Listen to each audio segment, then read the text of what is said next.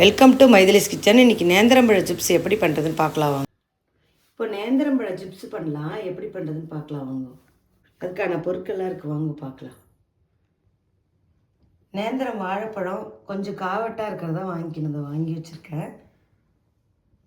உப்பு வச்சுருக்கேன் தேவையான அளவு, அரை ஸ்பூன் மஞ்சப்பொடி வச்சுருக்கேன், அரை டம்ளர் தண்ணி வச்சுருக்கேன். எப்படி பண்ணுறதுன்னு பார்க்கலாம். முதல்ல இப்போ கட் பண்ணுறதை பார்க்கலாம்.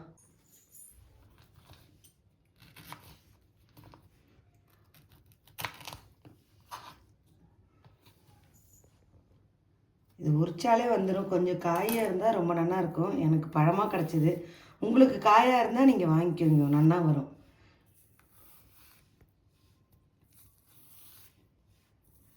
இது நல்லா ஜோராக இருக்கும், பண்ணி பாருங்கள். செலவே இல்லை, இதுக்கு ஈஸியாக இருக்கும். தேங்காய் எண்ணெயில் தான் நம்ம பொரிக்கணும். தேங்காய் எண்ணெய் வச்சுருக்கேன் பாருங்கள், இந்த பாருங்கள்.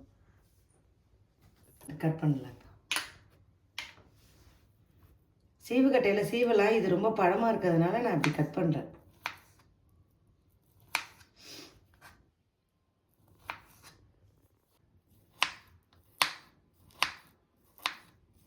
நான் குழந்தைகளுக்கெல்லாம் பிடிக்கும், நல்லாயிருக்கும். ஸ்நாக்ஸ் மாதிரி கொடுக்கலாம், ரொம்ப நல்லாயிருக்கும். பண்ணி பார்த்துட்டு எல்லோரும் கமெண்ட்டில் சொல்லுங்கள் எப்படி இருக்குங்க. 3 நேந்திரம்பழம் கட் பண்ணி இந்த மாதிரி வச்சுருக்கேன். நல்லா ட்ரை ஆகட்டும். அரை மணி நேரம் கழித்து நம்ம பார்க்கலாம் எப்படி பண்ணுறதுன்னு. கட் பண்ணி அரை மணி நேரம் ஆகிடுத்து. பொரிக்கிறத பார்க்கலாம், எப்படி பொரிக்கிறதுன்னு பார்க்கலாம் வாங்க. பற்ற வைக்கிறேன். இது நல்லா காயட்டும். இங்கே பாருங்கள், அதுக்குள்ளே ஜலம் எடுத்து வச்சுருக்கேன்னா அதில் அரை ஸ்பூன் மஞ்சள் பொடி, தேவையான அளவு உப்பு. இப்போ நான் போடுறேன் பாருங்கள். ஒன்று ஒன்றா தான் இதை போட முடியும். அடுப்பை சிம்மில் வச்சு தான் அடுப்பை சிம்மில் வச்சு தான் நம்ம பொரிக்கிறோம். நல்லா பரட்டி போட்டு வெந்தோன்னே அதை தரிக்கலாம்.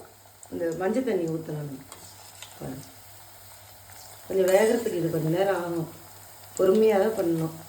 பெருசாக வச்சுட்டோன்னா நமக்கு பழமெல்லாம் காந்திடுவாங்க. அதெல்லாம்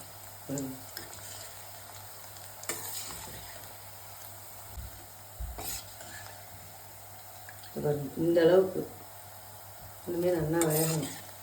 3/4 வேக்காடு வெந்திருக்கு. இப்போ குழந்தைகளுக்கும் கெமிக்கல் கலக்காதது ரொம்ப நல்லது. கடையில் வாங்கி கொடுத்தா உங்களுக்கு இதுவாக இருக்கும். இது ஒன்றுமே ஆகாது. எல்லா குழந்தைகளுக்குமே கொடுக்கலாம், ஜோராக இருக்கும். இப்போ எண்ணெயில் ஊற்றுறமேன்னு நீங்கள் எதுவும் பயப்பட வேண்டாம். நம்ம மாட்டுக்கு ஓரத்தை துளியோண்டு ஊற்றி விட்டால் ஏது, அது ஒன்றும் ஆகாது. மஞ்சள் கலர் ஊற்றிருக்கேன். நல்லா அந்த தண்ணி இது அடங்கினோன்னே அது நமக்கு அப்படியே இப்போ ரெடி ஆகிடும். இது 3/4 காயாக இருந்தால் ரொம்ப சூப்பராக இருக்கும், ரொம்ப நல்லா இருக்கும்.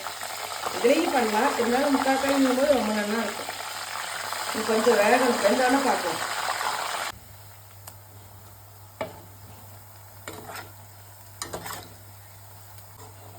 பாருங்க, இந்த ஸ்டேஜில் நம்ம எடுத்துக்கலாம். இந்த ஸ்டேஜ் வந்தால் போதும்.